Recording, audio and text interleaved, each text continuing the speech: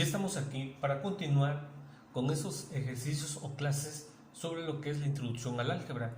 Es muy importante recordar que desde un inicio estamos viendo lo que son los términos algebraicos, ya que a un futuro vamos a trabajar con ejercicios con expresiones algebraicas en las operaciones fundamentales, suma, resta, multiplicación, división. Bien, en el tema anterior vimos de cierta forma lo que era un término y los elementos el cual lleva este término. Bien, también vimos cómo podemos identificar el grado de un término y ahora vamos a ver las clases de término que podemos encontrar dentro de lo que son las expresiones algebraicas. Bien, vámonos con el primero. ¿Cuándo me voy a dar cuenta que en una expresión algebraica tengo un término entero? Bueno, un término entero es el que no tiene denominador literal. ¿Y cómo lo vamos a identificar? Bueno, hay que entender o hay que saber dónde vamos a encontrar un denominador. Bien, voy a escribir un ejemplo de un término entero, el cual podría ser 5a. Ahí está. Si ustedes se dan cuenta, no tengo un denominador literal. ¿Qué quiere decir? Que en la parte de abajo, en esta parte, no tengo un denominador con una parte literal. Y es por eso que se le denomina un término entero. Otro ejemplo de un término entero puede ser 6a al cuadrado b al cubo. Ahí está. Si se dan cuenta, abajo de este término encontramos o no vemos un denominador con la parte literal. Pero también vamos a encontrar otro tipo de término entero cuando tenemos esta expresión. Ahí está. Si se dan cuenta, aunque aquí abajo tenemos un denominador o el coeficiente 3, pero no tenemos la parte literal. ¿Y cuál es la parte literal en un término algebraico? Bueno, pues la letra, en este caso, aquí abajo no tenemos esta parte literal. Es por eso que nosotros debemos de ver que este término es un término entero. ¿Por qué? Porque a la hora de hacer la división, 2 entre 3 nos va a quedar un número, en este caso, un número, pero con la parte literal. Entonces ahí vamos a ver que no tenemos un denominador con su parte literal. Bien, esos son tan solo algunos ejemplos. Acuérdense o recuerden que un término entero es aquel que no tiene un denominador literal. Bien, después sigue lo que es un término fraccionario. ¿Y cuál es un término fraccionario? Bueno, a diferencia del primero del entero, aquí sí vamos a encontrar en el denominador una parte literal. Por ejemplo, vamos a tener 3a sobre b. Si se dan cuenta, en el denominador tenemos una parte literal.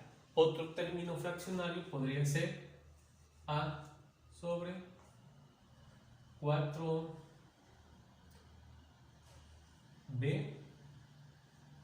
c. Ahí está. ¿Sí? Quiere decir que aquí tenemos también un término fraccionario con la parte literal.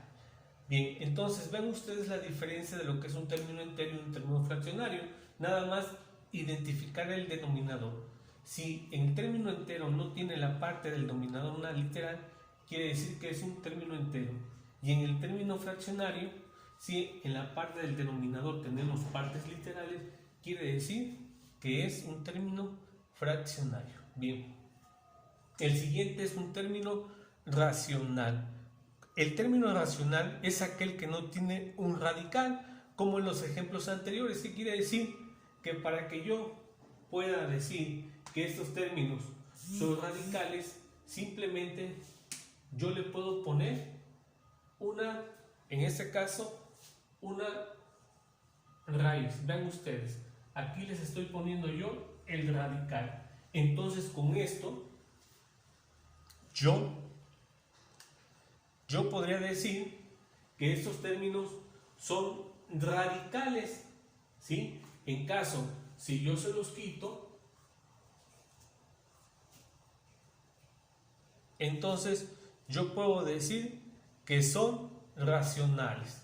Aquí también, si yo le pongo ahí yo tendría términos radicales porque le puse la raíz, pero si se las quito, entonces ya son términos racionales.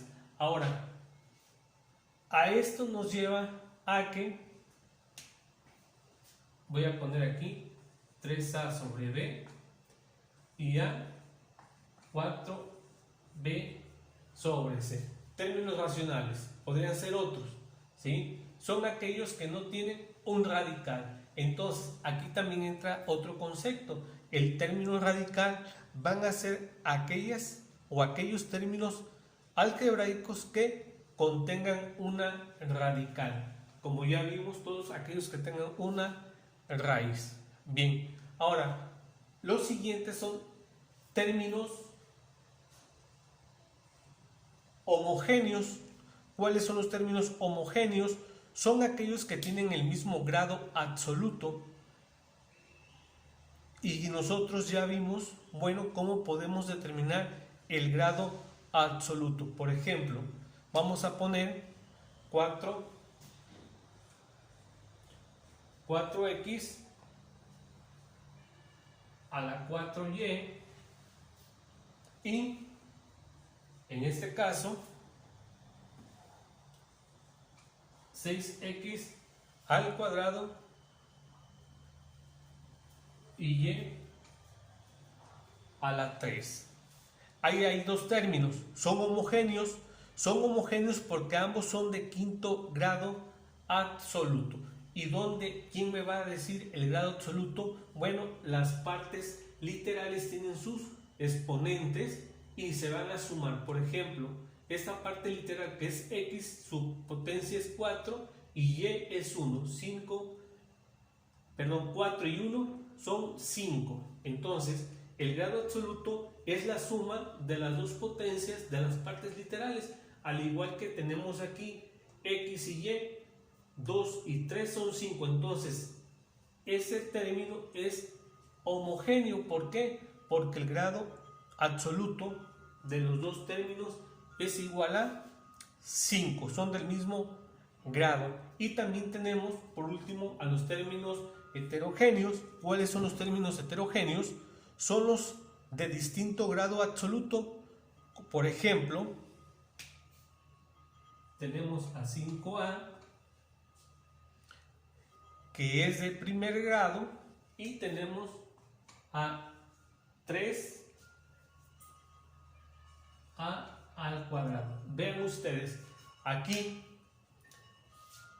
el grado de este término es 1 y el grado de este término es 2. ¿Quién determina el grado? En este caso del término, bueno, la potencia, aquí es 1 y aquí es 2. Entonces, cuando se traten de que el grado absoluto son diferentes, se le llama términos heterogéneos. Y cuando los términos tengan el mismo grado absoluto, van a ser homogéneos. Entonces, esas son las clases de términos que debemos de conocer cuando nosotros realicemos ejercicios en operaciones fundamentales en álgebra. Eso es muy importante para empezar a hacer las operaciones fundamentales.